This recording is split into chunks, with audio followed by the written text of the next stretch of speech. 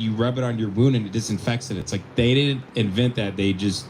That was trial and error. Mm-hmm. They didn't grow that plant. They found the fucking plant and identified it and rubbed it on their wound. Sure. So they didn't they didn't invent it. They didn't invent like a car battery or anything or tires.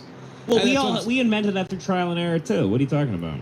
Yeah, but what I'm saying is they didn't invent what you're it. saying They is found stuff. vicious racist. No, I'm saying they found stuff and then they invented it. They didn't invent. They found a plant. To be fair, most of our inventions come from China. Like Asian countries would come up and then be like, we would be like, oh, tea and so they shit were like inventing that. stuff over in China. Yeah, but it was just the Indians were completely left to themselves and were just like straight up retarded or whatever. Yeah, that makes sense. I did Google one time there's a thing with Aboriginal people, and I'm not trying to be racist at all, where you do look at them and you're like, I'm trying to have a completely open mind and an open heart, and I hate racism. But when I look at an Aboriginal person, I go, what's going on there? And I Googled one time, I was like, why? I go to Google, like, in a non-racist way, like, why are Aboriginal people like just that? And it's kind of a controversial thing. Like Native Americans or like the Aboriginal people of Australia. Australia, right. yeah, the guys who look like the California raisins, walking around. And I hate racism, but it's something I can't ignore. I'm sorry. They tried to kill Trump. All right, I got to be honest. I got to speak my truth. An Aboriginal guy tried to kill Trump. He tried to throw a rock and hit him in the ear. Hey, everybody, we're back with our favorite sponsor, Ruby's Flowers.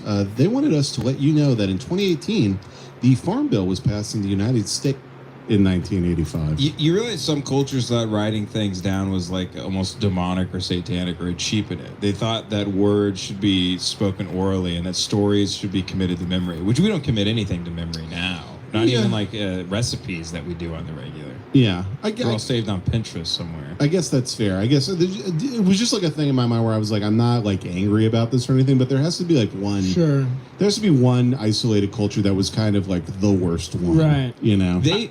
Oh, sorry. No, you go. Like I've actually read a lot of the world. Sorry. The remedial class of the world. Jason, if I may be racist for a moment. Sure, yeah. I got some racist after this. Yeah. Like we're handing I'm holding the racist stick. I get to talk for a while. We're acting like we're on a relay race, not us all holding up a baton at the same time.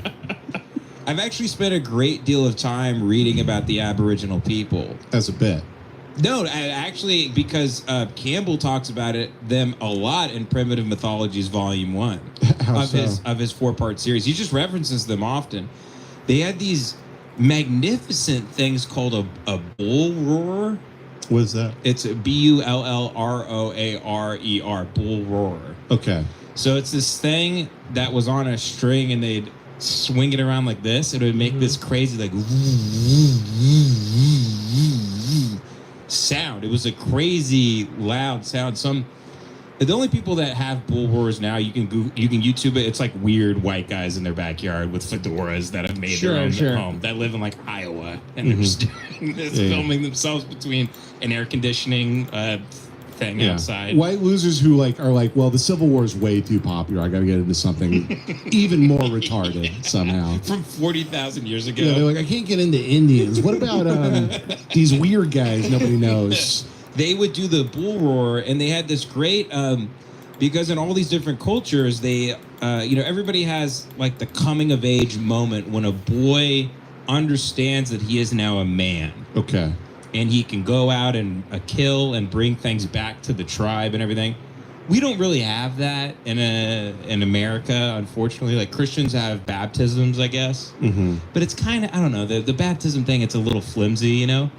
But because you put them under the water, and it's like you still keep touching your penis. Nothing really happens. You still wear khakis. Right. Nothing changes really. It literally for Americans should be the first time you order off the adults menu at Fuddruckers. Should be your male rite of passage. So it feels real for the first. You never actually feel like you're a man. Yeah. No, you should walk like when you turn 13. You should walk in there like you have to eat 20 ribs without throwing up. Yeah. And then you're a man. That's a Gentile's bar mitzvah. So they would take the boys in the Aboriginal tribes, and I might be fucking this up slightly, but basically it was at night as the sun was going down, they were told that there was a god that would walk throughout the camps. Yeah. And